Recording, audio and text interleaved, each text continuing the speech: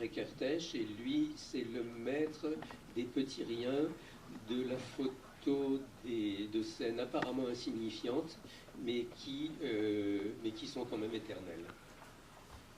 Voilà Kertész, il a quand même fait la première photo de nuit en 1913, je crois qu'il a dû naître à la fin du 19e siècle. Il a pris cette photo à Paris 2 ans avant sa mort. Il y a eu une grande crue en 83. Ça, c'est la pointe de l'île Saint-Louis à Paris. Ce réverbère, on le connaît parfaitement, on a souvent été au pied. Mais là, lui, Tanguy, il avait presque 90 ans.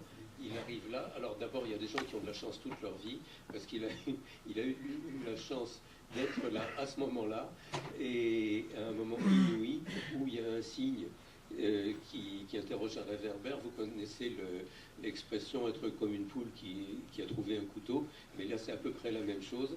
On voit le signe, sa totale incompréhension de ce que peut être le monde des humains.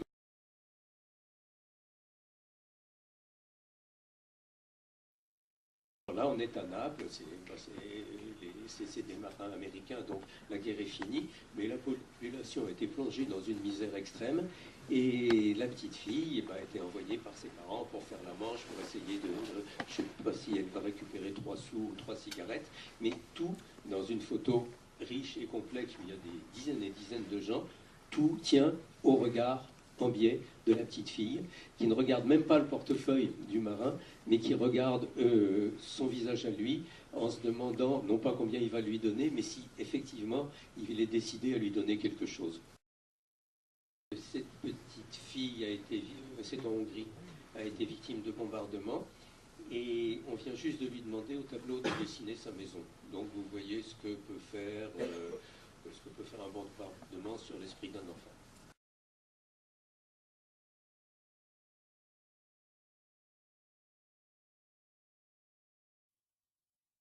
Au Japon, il y avait une usine chimique qui rejetait des flots de mercure.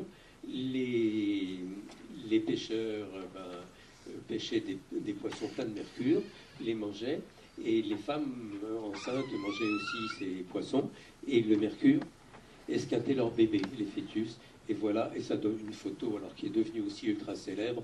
Et ce jeune homme a été empoisonné au mercure dans le ventre de sa mère. Et voilà. Je voulais vous signaler que ces gens qui sont maintenant ultra célèbres, qui sont, comme on dit maintenant, des icônes du métier, étaient parfaitement anonymes et considérés comme des tâcherons à l'époque où ils travaillaient.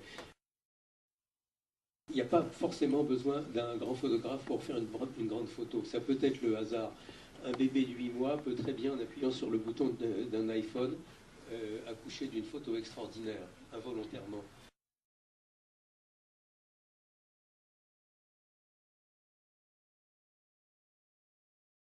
Cartier-Bresson.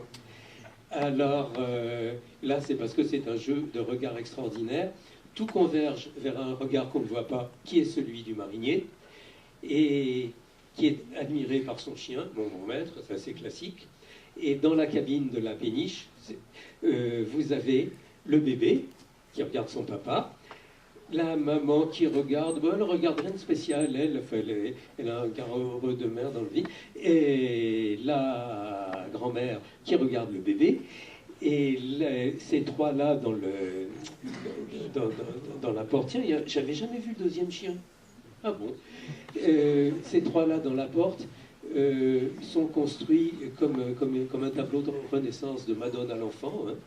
Donc il y a cette citation picturale là. Donc ce jeu de regard, mais on dirait vraiment une bille de flipper qui part au hasard dans tous les sens et qui arrive à